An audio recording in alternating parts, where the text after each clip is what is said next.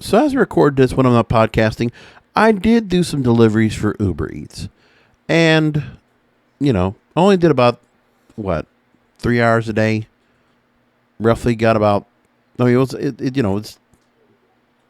just a thing where I got about 30% in tips of what I made.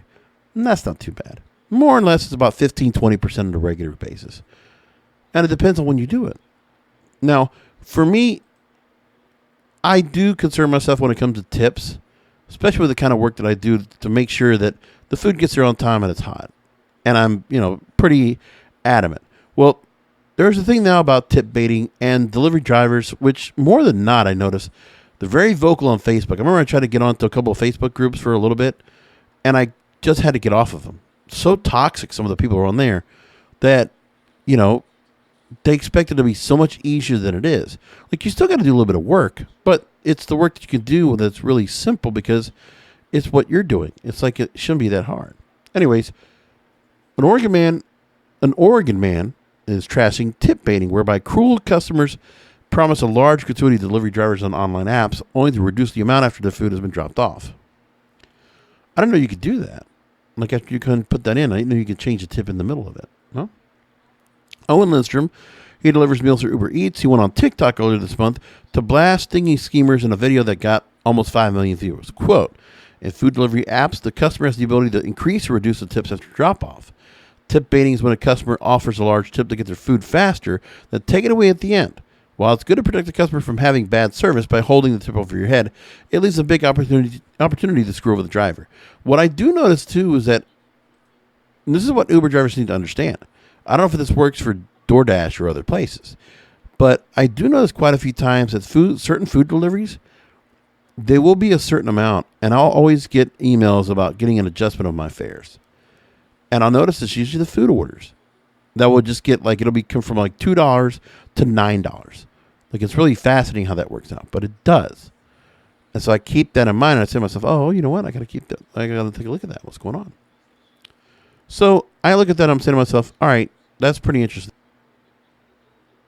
So the thing is, sure, we're going to have people out there upset that they're not getting enough tips, and that, some people still want to be able to go and not have to tip.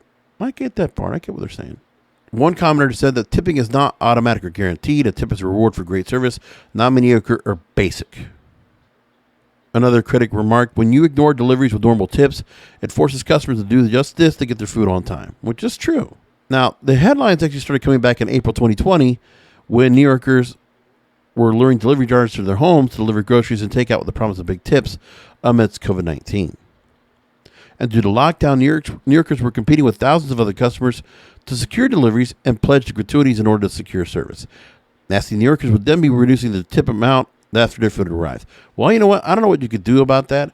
If you're in New York, man, you could just walk outside to a bodega or somewhere else and get food instead of getting it delivered. Like, I understand some suburb types wanting to do that, but man, I don't get that part.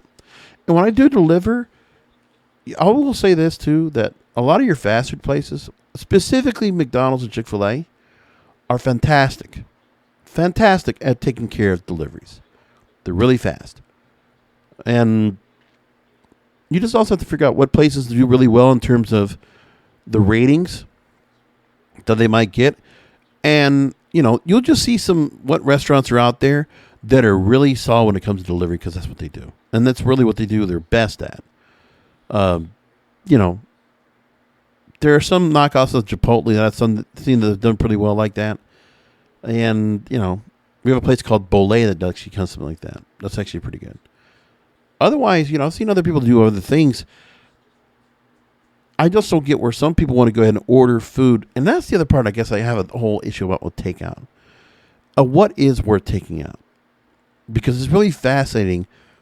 Sometimes when I have to go to a BJ's Brew House or an Outback Steakhouse or an Olive Garden to pick up food, I'm saying to myself, you're going to order the food you would normally set at a sit-down restaurant like this, and you want to get it brought home?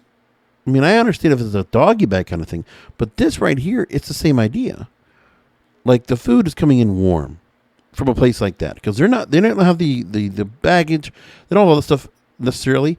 There are just certain foods I know that for me, I would think would work for having delivered. Pizza, obviously. Fried chicken's actually quite good. We have a place down here that does fish and chicken, and when you get it there fresh fried, and they stack those styrofoam containers where you can't close them, and they put it all together. Like, that food is excellent, and it does stay damn hot. And then we have some places that are, fast takeout kind of Spanish places. They do like rotisserie chicken and things like that. That's not too bad. Because some places do better. But like the real big national chain sit-down restaurants, your Applebee's, your Longhorn Steakhouses, your like those kind of deals, I wouldn't necessarily get from there. Especially with the food they have, with all the sauces they put on there, all that kind of stuff. You can really talk about some fancy stuff.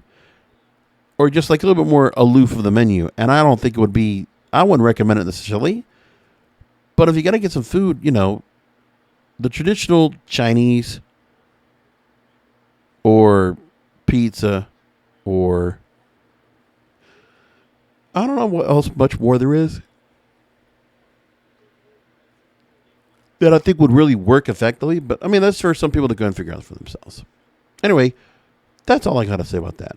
There's always more I'm going to talk about delivering rideshare and stuff like that because I've done a lot of it and I could tell you a lot about it. And if you want to hear more about it, please go and reach out to me. Hit me up on Twitter, Facebook, Instagram, Snapchat, TikTok, at King of Podcasts. I'm there everywhere. And I'm going to leave it there, and I'll talk to you next time.